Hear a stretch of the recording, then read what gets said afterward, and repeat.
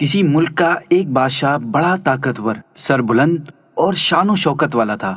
اسے اپنے عظیم الشان سلطنت پر بڑا ناز تھا۔ ایک روز وہ اپنے دارالحکومت میں دورے کے لیے نکلا۔ وزیر اور کچھ درباریوں کے علاوہ محافظوں کا دستہ بھی ساتھ تھا۔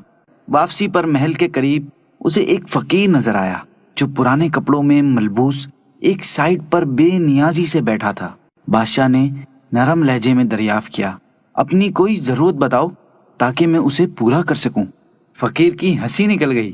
بادشاہ نے قدر سختی سے پوچھا، اس میں ہنسنے والی کیا بات ہے؟ اپنی خواہش بتاؤ، میں تمہیں اپنے مال سے مالا مال کر دوں گا۔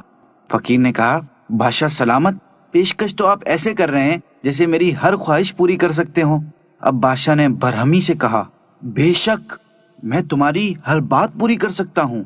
میں بہت طاقتور بادشاہ ہوں، تمہاری کوئی خواہش ایسی نہیں جو میں پوری نہ کر پاؤں۔ فقیر نے اپنی جھولی سے ایک بھیک مانگنے والا کشکول نکالا اور کہا، اگر آپ کو اپنی دولت پر اتنا ہی ناز ہے تو اس پیالے کو بھر دیجئے۔ بادشاہ نے حیرت سے کشکول کو دیکھا۔ وہ سیاہ رنگ کا عام سا لکڑی کا خالی پیالہ تھا۔ اس نے اشارے سے ایک وزیر کو قریب بلایا اور حکم دیا، اس پیالے کو سونے کی اشرفیوں سے بھر دو۔ یہ فقیر بھی کیا یاد کرے گا کہ کس فیاض اور سخی بادشاہ سے پالا پڑا تھا۔ وزیر نے حکم کی تعمیل میں کمر سے بندی اشرفیوں کی تھیلی کھولی اور پیالے میں خالی کر دی۔ کھن کھناتے سکے پیالے میں گرے اور فوراً غائب ہو گئے۔ وزیر نے حیرت سے پیالے میں جھانکا، پھر ایک اور تھیلی کھولی اور پیالے میں ڈال دی۔ اس بار بھی سکے غائب ہو گئے۔ بادشاہ کے اشارے پر وزیر نے سپاہیوں کو بھیجا کہ محل میں رکھی اشرفیوں کی کچھ تھیلیاں لے آئیں۔ وہ تھیلیاں بھی ختم ہو گئیں مگر پیالہ ویسے کا ویسا خالی ہی رہا۔ یہ ماجرا دیکھ کر بادشاہ نے خزانے سے قیمتی موتیوں سے بھری ایک بوری منگوائی، وہ بھی خالی ہو گئی۔ اب کی بار بادشاہ کا چہرہ سرخ ہو گیا۔ اس نے ضدی لہجے میں وزیر سے کہا، اور بوریاں منگوا لو، جو کچھ بھی ہے اس پیالے میں ڈال دو، اسے ہر حال میں بھرنا چاہیے۔ وزیر نے ایسا ہی کیا۔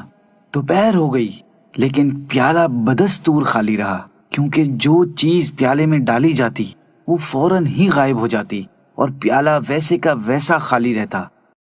آخر شام ہونے کو آئی تو بادشاہ کے چہرے پر بے بسی جھلکنے لگی۔ شکست کے عالم میں اس نے آگے بڑھ کر فقیر کا ہاتھ تھام لیا، نظریں جھکا کر اس سے معافی مانگی اور گویا ہوا، اے مرد درویش، اب تم ہی بتاؤ کہ اس پیالے میں ایسا کیا راز ہے جو یہ بھرتا ہی نہیں؟ فقیر نے سنجیدگی سے جواب دیا، اس میں کوئی خاص راز کی بات نہیں۔ دراصل یہ پیالہ انسانی خواہشات سے بنا ہے۔ انسان کی خواہشات کبھی پوری نہیں ہو سکتی، جتنا چاہو ڈال دو۔ خواہشات اور تمناؤں کا پیالہ ہمیشہ خالی رہتا ہے اور ہمیشہ مزید کی طلب میں کھلا رہتا ہے۔